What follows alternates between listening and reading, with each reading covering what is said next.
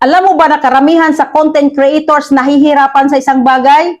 Ideya, oo, yung tipong ano ba ang next na gagawin ko. Pero sa video na ito, ibabahagi ko sa iyo ang 3 powerful techniques para hindi ka na maubusan ng content.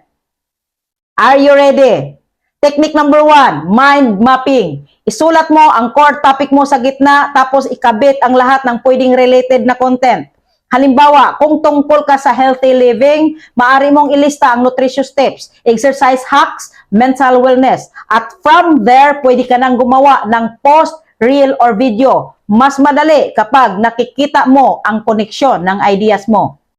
Technique number 2. Technique number 2, audience insights. Pangalawa, kilalanin ang audience mo. Tingnan ang comments, messages, o kahit polls. Ano ba ang gusto nilang matutunan? Ano ang madalas nilang tanong? Kapag alam mo ang pain points nila, automatic na may idea ka na para sa content na makakakunika sa kanila. Technique number 3, content recycling plus trend watching. Tingnan mo ang mga lumang content mo na naging paborito, tapos i-update o repackaging ito sa ibang format. At syempre, bantayan ang trending topics o challenges sa social media. Pero tandaan, i-personalize mo para unique sa style mo, hindi lang basta copy. Kaya dyan mo makikita, hindi kailangan maubusan ng content ideas kung alam mo ang tamang techniques.